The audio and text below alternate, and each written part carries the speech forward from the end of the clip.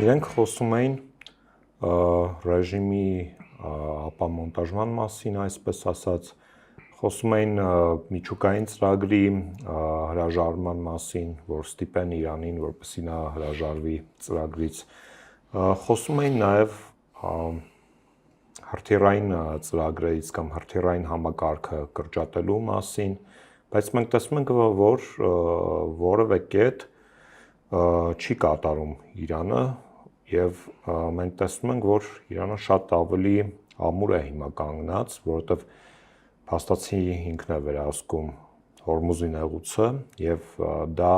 լծակ է նրա ձեռքում, որի շնորհիվ նա կարողանում է նույնիսկ ազդել համաշխարհային տնտեսության վրա։ Դոնալդ Թրամփը երեք հայտարարեց, որ իրենք սկսում են նեղուցի ծովային բլոկադան, այսինքն Միացյալ Նահանգները բացի հարվածներից, որը որ նա իրականացնում է, փորձում է նաև տնտեսապես փորձել Իրանին խեղդել, այսպես ասած։ Ձեր կարծիքով, արդյոք այս մարտավարությունը կտա իր արդյունքը, որովհետև մենք տեսել ենք, որ հարվածները օդից անօգուտ էին, եւ մենք տեսանք, որ ծովային բլոկադան, որը որ նա իրականացնում էր, նույնպես արդյունավետ չէր, դա ավելի շատ վնաս էր եւ վնաս էր հենց համաշխարհային տնտեսությանը։ Տեսեք, այս երկուսը զուգահեռվում են, նախ եկեք այս կոնֆլիկտի մեջ երկու շատ կարևոր կոմպոնենտ կա, մեկը այդ ռազմական սեգմենտը, մյուսը տնտեսական։ Թրամփի նկրտումները ընդհանրապես կամ շեշտադրումները քաղաքականության առաջնային գնում են դեպի տնտեսական մաս, ինչքան հնարավոր կլինի տնտեսապես վերցնել կամ տնտեսապես խեղդել։ Ռազմական կոմպոնենտը ավելի շատ իսրայելյան մասին է կամ իսրայելյան ճակատին է վերաբերվում։ Նորից գալիս եմ վերը նշածից, որ ինչքանով հնարավոր կլինի այս երկուսը համադրելի դարձնել եւ ճնշումը կրկնակի բարձրացնել։ Հիմա կա այդ բլոկադան եւ կան հարվածները, այս երկու կոմպոնենտը շատ զուգահեռ է գնում։ Հաշվարկի խնդիր է եւ դիմադրողականության հարցը։ Ճիշտ նկատեցիք, կարծես թե նույն էլի շրջապտույտի մեջ են մտնում, որը իրականության մեջ արդյունքում տեղապտույտ է դառնալու եւ ոչ միտեղ տանող ճանապարհ է, որովհետեւ փորձել են չի ստացվել։ Հիմա